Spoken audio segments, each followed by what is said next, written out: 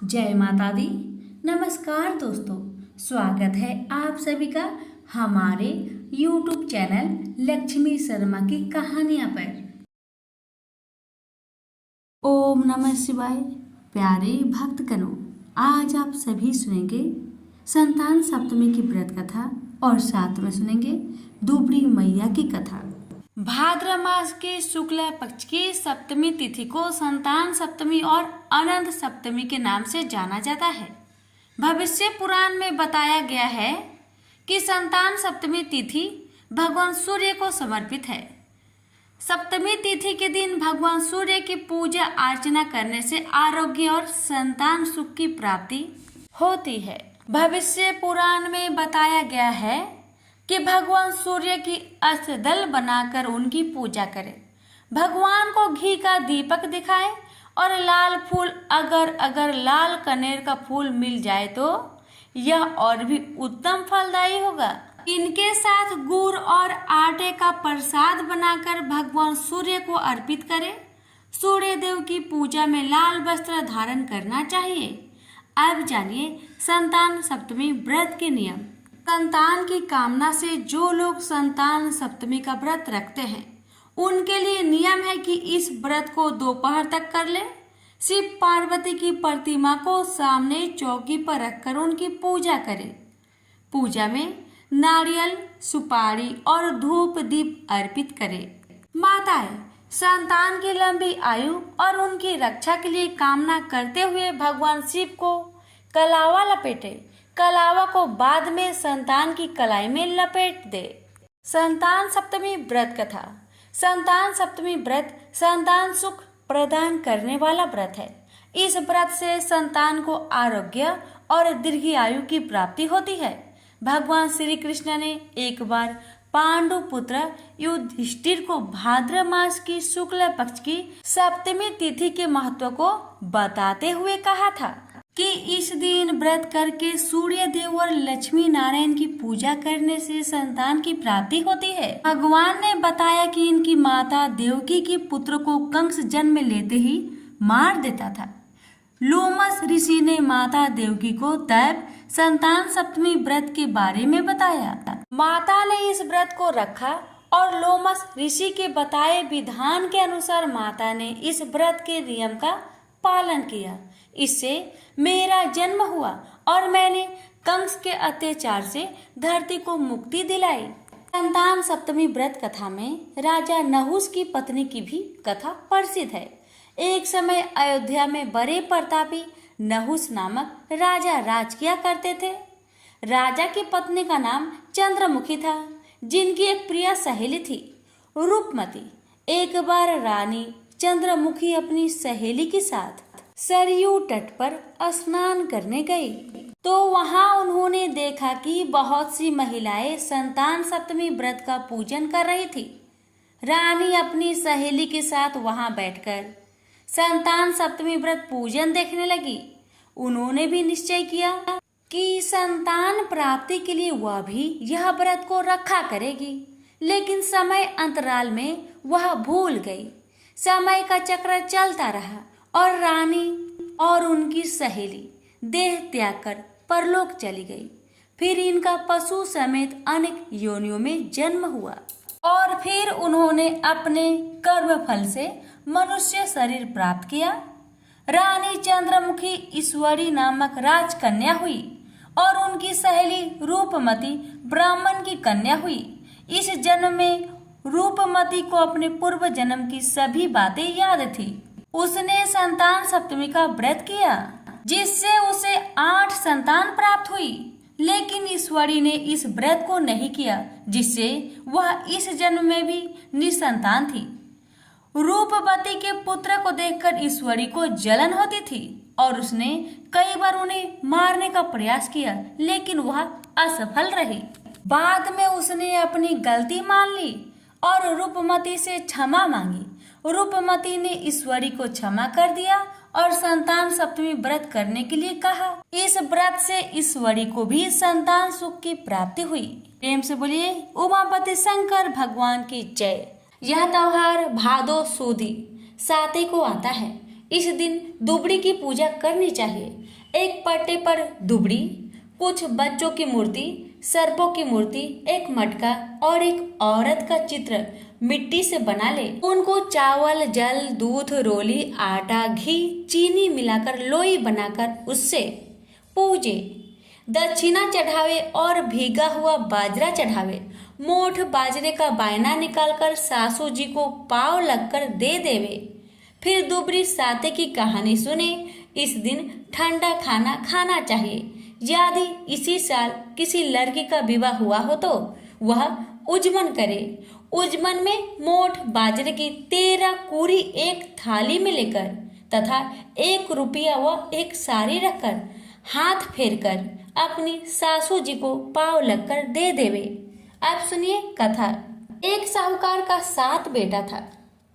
जब वह अपने किसी बेटे का विवाह करता उसी समय उसका वह बेटा मर जाता था।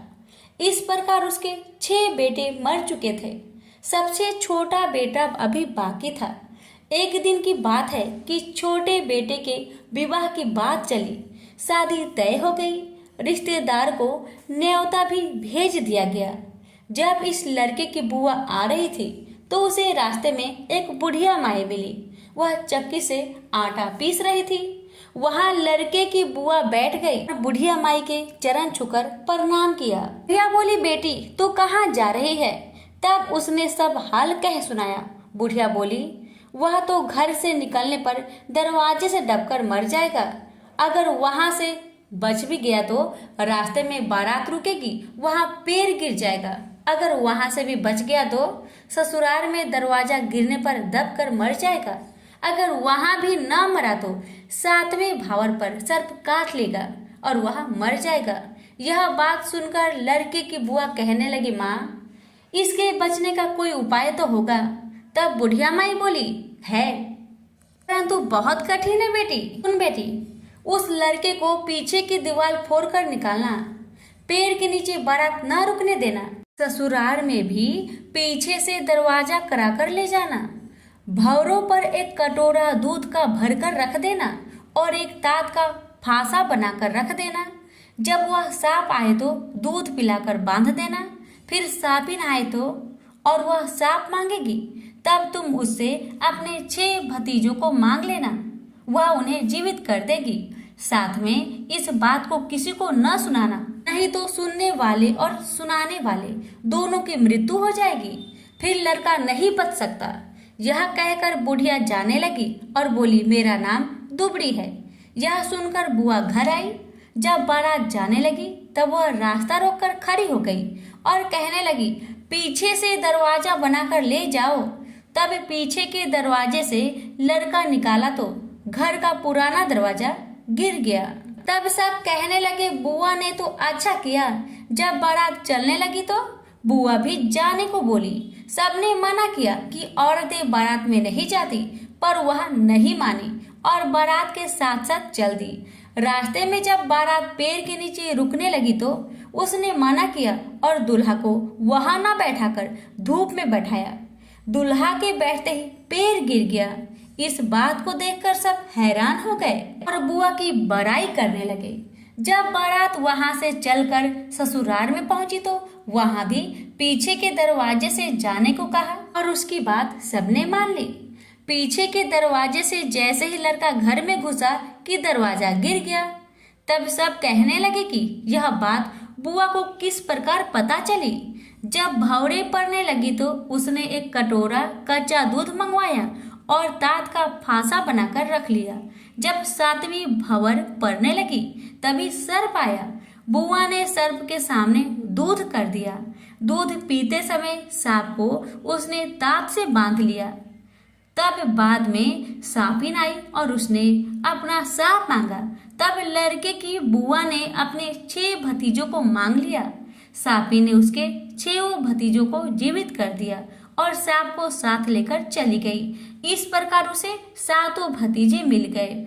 बारात घर वापस आई तब लड़के की बुआ ने सप्तमी के दिन दुबड़ी की पूजा करी।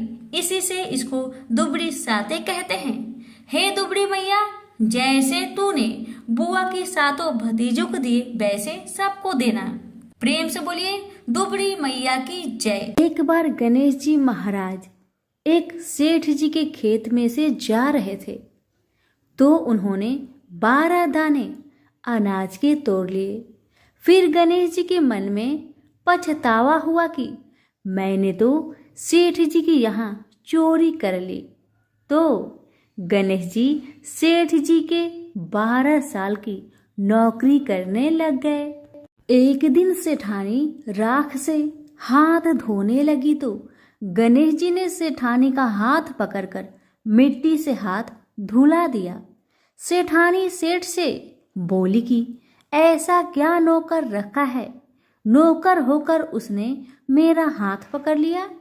सेठ जी ने गणेश को बुलाकर पूछा कि तुमने सेठानी का हाथ क्यों पकड़ा? तो गणेश जी ने बोला कि मैंने तो एक सीख की बात बताई है। राख से हाथ धोने से घर की लक्ष्मी नाराज होकर घर से चली जाती है और मिट्टी से हाथ धोने से आती है। सेठ जी ने सोचा कि गणेश है तो सच्चा। थोड़े दिनों बाद कुंभ का मेला आया। सेठ जी ने कहा, गणेश सेठानी को कुंभ के मेले में स्नान करा के ले आओ। सेठानी किनारे पर बैठकर नहा रही थी, तो गणेश जी उनका हाथ पकड़कर आगे डुबकी लगवा लाए। घर आकर सेठानी ने सेठ से कहा कि गणेश ने तो मेरी इज्जत ही नहीं रखी और इतने सारे आदमियों के बीच में मुझे घसीटकर आगे पानी में ले गए। तब सेठ जी ने गणेश जी को पूछा कि ऐसा क्यों किया? तो गणेश जी ने कहा कि सेठानी किनारे बैठकर गंदे पानी से नहा रही थी, तो मैं आगे अच्छे पानी में डुबकी लगवाकर ले आया। इससे अगले जन्म में बहुत बड़े राजा और राजपाट मिलेगा। सेठ जी ने सोचा कि गणेश है तो सच्चा। एक दिन घर में पूजा पाठ हो रही थी, हवन हो रहा था। सेठ जी ने गणेश को कहा कि जाओ सेठानी को बुलाकर ले आओ। गणेश जी सेठानी को बुलाने गया तो सेठानी काली चुनरी ओढ़कर चलने लगी, तो गणेश जी ने काली चुनरी फाड़ दी और कहा कि लाल चुनरी ओढ़ के चलो। सेठानी नाराज होकर सो गई। सेठ जी ने आकर पूछा, क्या बात है? तो सेठानी ने बोली कि गणेश ने मेरी चुनरी फाड़ दी। सेठ जी ने गणेश को बुलाकर बहुत डांटा और कहा, तुम बहुत बदमाशी करते हो। तो गणेश जी ने कहा, पूजा पाठ में काला वस्त्र नहीं पहनते हैं, इसलिए मैंने लाल वस्त्र के लिए कहा। काला वस्त्र पहनने से कोई भी शुभ काम सफल नहीं होता है। फिर सेठानी ने सोचा कि गणेश है तो समझदार। एक दिन सेठ जी पूजा करने लगे तो पंडित जी ने बोला कि वो गणेश जी की मूर्ति लाना भूल गया, अब क्या करे? तो गणेश जी ने बोला कि मेरी को ही मूर्ति बनाकर विराजमान कर लो, आपके सारे काम सफल हो जाएंगे।